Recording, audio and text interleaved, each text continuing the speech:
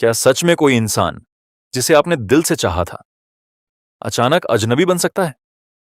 क्या यादों का रिश्ता एक दिन में खत्म हो जाता है, या वो अंदर ही अंदर आपको तोड़ता रहता है? ब्रेकअप सिर्फ एक रिश्ता खत्म नहीं करता, वो आपके अंदर एक खाली जगह बना देता है। और सबसे ज्यादा दर्द तब होता है जब सामने वाला आगे बढ़ जाता है, लेकिन आप वहीं रुके रहते हैं। आप खुद से पूछते हैं, मैं मूव ऑन क्यों नहीं कर पा रहा? सच्चाई ये है, मूव ऑन करना भूलना नहीं होता, मूव ऑन करना खुद को फिर से पाना होता है।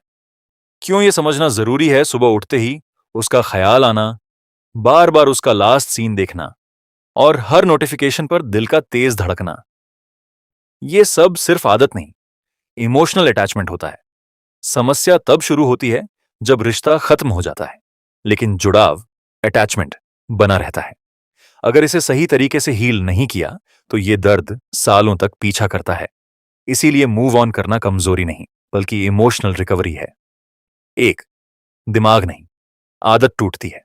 साइकोलॉजी कहती है कि जब कोई लंबे समय तक आपकी जिंदगी का हिस्सा होता है तो आपका दिमाग उसके साथ एक रूटीन बना लेता है। हकीकत, जब वो अचानक चला जाता है तो दिमाग उस खालीपन को समझ नहीं पाता।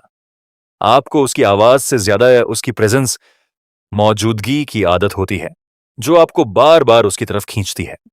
दो, दिल क्लोजर चाहता है लेकिन मिलता नहीं। ब्रेकअप के बाद सबसे बड़ा सवाल होता है, आखिर क्यों? साइकोलॉजिकल लूप, इसे अनफिनिश्ड इमोशनल लूप कहा जाता है। जब कहानी अधूरी रह जाती है तो दिमाग उसे बार बार पूरा करने की कोशिश करता है। इसीलिए आप पुरानी चैट्स और फोटोज देखते हैं, क्योंकि दिल को अब भी कहीं ना कहीं उम्मीद होती है। तीन, दर्द से भागना हीलिंग को रोकता है। लोग अक्सर खुद को बिजी रखकर दर्द को दबाने की कोशिश करते हैं। सच्चाई, साइकोलॉजी कहती है कि जिसे आप फील नहीं करते उससे आप हील नहीं कर सकते।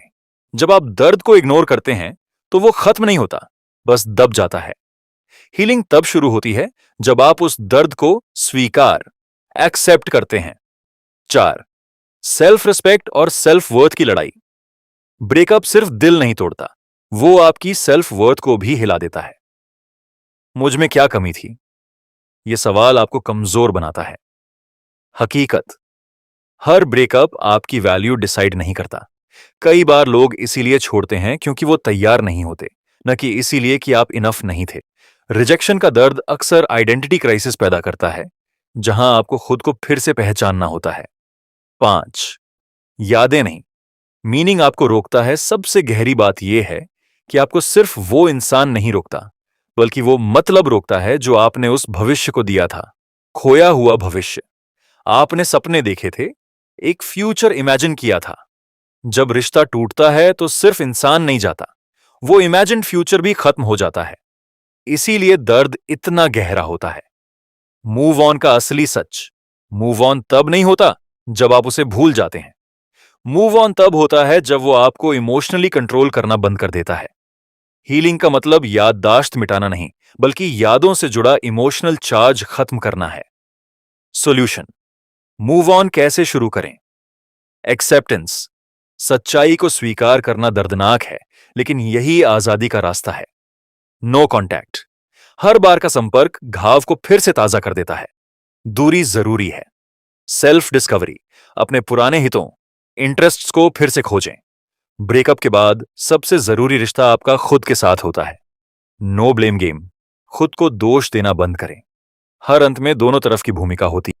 अंत में एक बात समझ लीजिए, मूव ऑन करना किसी को भूलना नहीं, खुद को फिर से चुनना है।